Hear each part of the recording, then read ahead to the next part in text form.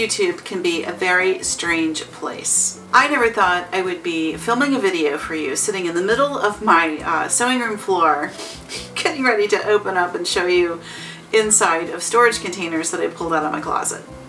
But I got so many requests after the most recent room tour that I did about how I keep things and how I actually have stuff inside of these soft storage containers that I thought, okay, let's do a video. Hello and welcome to my channel. I'm Patty. I go by Patty Mac Makes everywhere online. Do me a favor while you're here today, if you're new, make sure that you subscribe to the channel, hit the notification bell, like the video, leave a comment about how you store some of your supplies in your sewing room, because I always ask people to share their personal tips and tricks, and I learn a lot of cool things, and I'm willing to bet that a lot of the other viewers learn some really cool things. So don't be shy about sharing.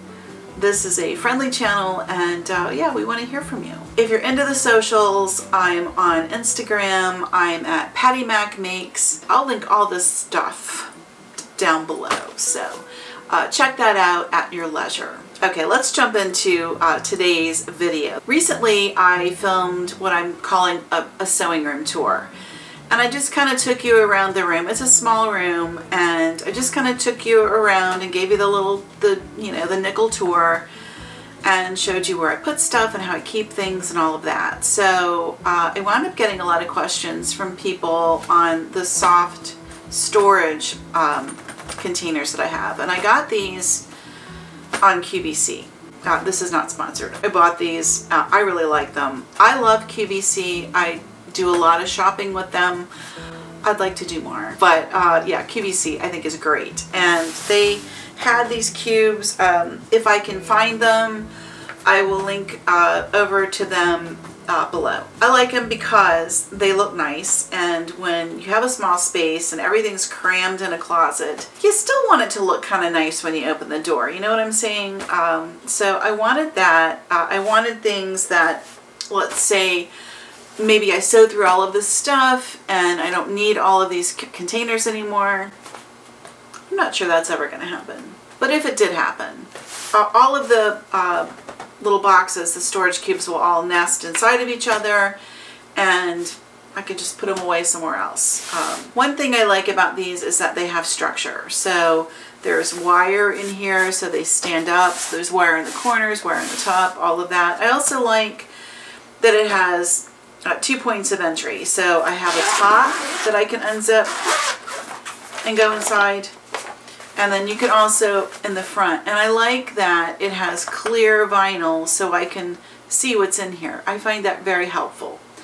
Sometimes, more so with fabric or yarn than with the patterns, I will just go in through the front to access whatever it is I need. But with this pattern setup, I always do the top. So, okay, I'm going to just come in closer and I'm going to just show you how I've organized some of my things in these containers. In this small container, I wind up keeping my sewing patterns and also some of my embroidery pattern supplies.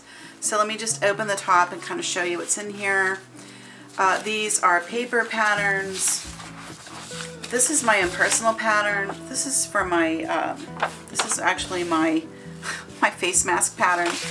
When I make my end patterns at home, I use this brown paper, and I trace everything out on the brown paper and save the patterns that way. And I really like that method. So you can just see kind of on the top here, it's just a conglomeration of loose paper patterns.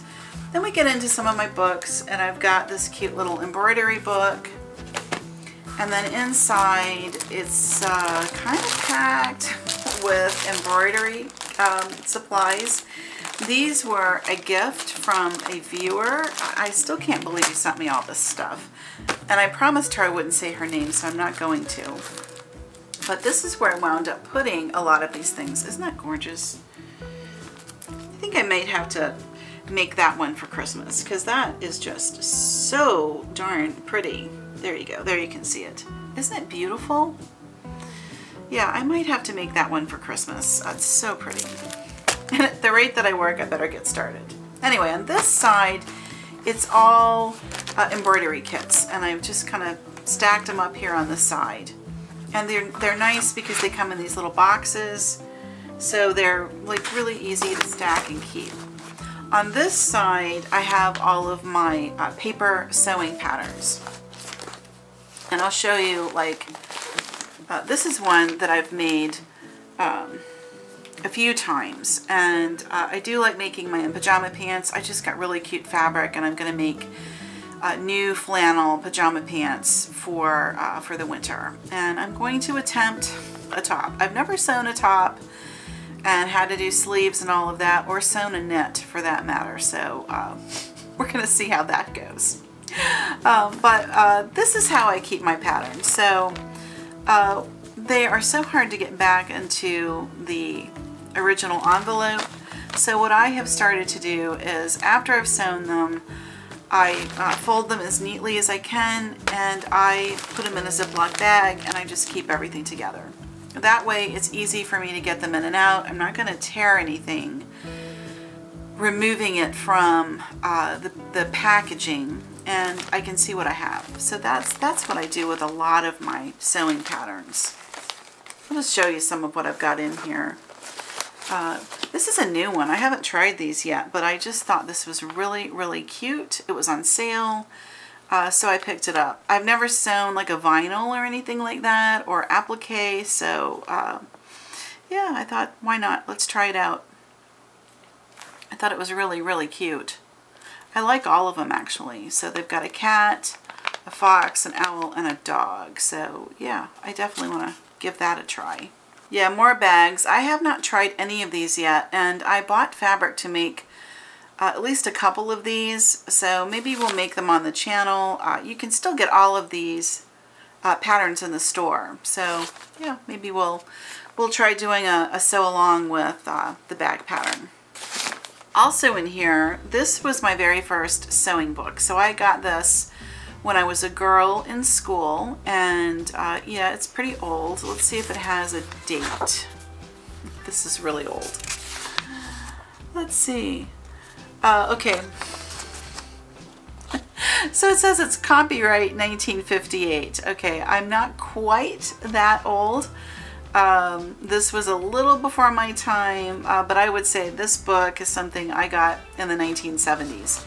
And it has, you know, like just basic stitches and patterns and things in there. And yeah, it's hand sewing. Oh, there's a placemat. Yeah, there's your placemat and napkins. So yeah, I've always kept this book. So you know, I've been interested in sewing and crafts since I was just a young girl. So it's something that's always been with me. So yeah, that book is kept in there. Yeah, there's just a conglomeration of stuff in here. Not a ton, because, you know, I don't really, I don't sew garments. I'm kind of intimidated by garments, so I just stick to the other things. Bag making, although the pajamas I don't mind. Okay, so that's kind of how I keep this. And you can see it's nice. I can zip it up, and then I can look on the front, and I can tell, oh, this is where I have some embroidery kits, and then here are sewing patterns. So that is really nice. I can see what's going on. Let's look in the big one down here. This cube I use as fabric storage, and I keep all of my flannel things in here. And again, I can see in the front that it's the flannels. So I could, if I wanted to, open it here and access this, like right in the front. When I open the top, there's all my fabrics, and they you know, they do pack in fairly neatly. I got a lot of stuff going on in here. As I said, this is all my flannels, and I will share with you that I'm really addicted to the nursery fabrics. Okay, I really like the nursery flannels, and that's what a lot of this is.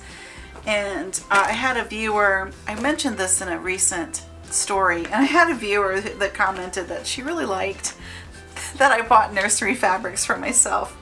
It's like, you know, it's just, it's a presentation of the world that I wish we had. You know, I mean, who doesn't want to live there with this little baby tiger and these beautiful monstera leaves and the aloes? And, you know, I mean, this is just... I bought this to make pillowcases, so we'll have to explore making some pillowcases here in the fall. But I just love this, and it's called Tiger from Springs Creative. But yeah, this is all nursery fabrics, and you know, I'm not going to apologize. And then this one, look at this one. So this is the fox and the owl and a bunny rabbit and a bear and a hedgehog, and this is called the Baby Animal Forest Friends. And so, I mean, just the name, I had to have that. Oh gosh, okay, a solid. It's just nothing but flannels. I'll show you this one. This is another one. I mean, how cute is that, right?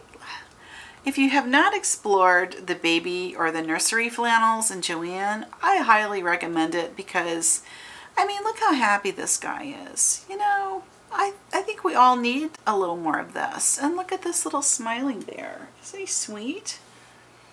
He's got a hat on, and this one's wearing glasses. I'm super into animals wearing glasses, so if there's an animal wearing glasses, I'm probably going to get it. But anyway, I got this also to make pillowcases and probably pajama pants, because there's a ton of it here. I think I got like 4 yards of that. So we're going to play with that. There's no rhyme or reason. I'm like not the most organized person when it comes to fabric storage. I just kind of keep like things together. So this is where I put my flannels. And I will tell you, you know, this is not a perfect system because you can see I'm just kind of putting stuff back in there.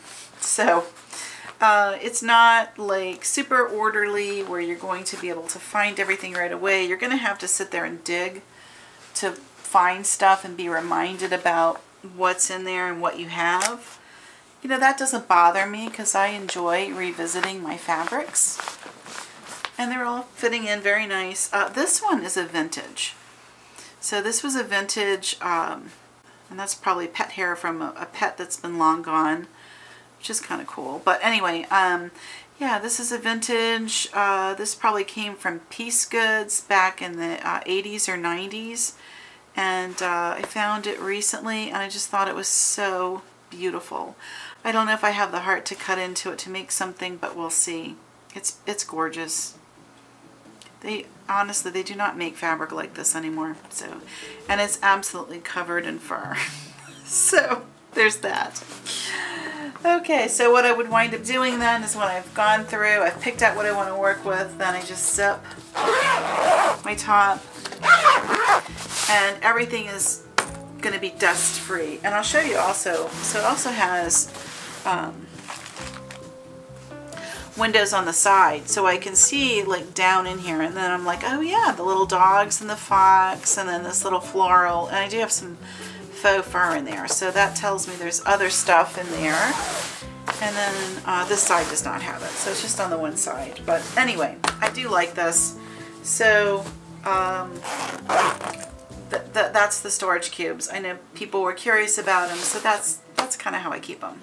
That's today's video, such as it is. I hope that you got some value out of that. I hope it gives you some ideas for how to keep some of your stuff. I think one of the hardest things about getting into sewing and crafts is figuring out how to keep all of this stuff. It can quickly get very overwhelming. I try to be really super careful about how much I bring in, which is difficult. It's challenging because when I go to the store, I want all of it.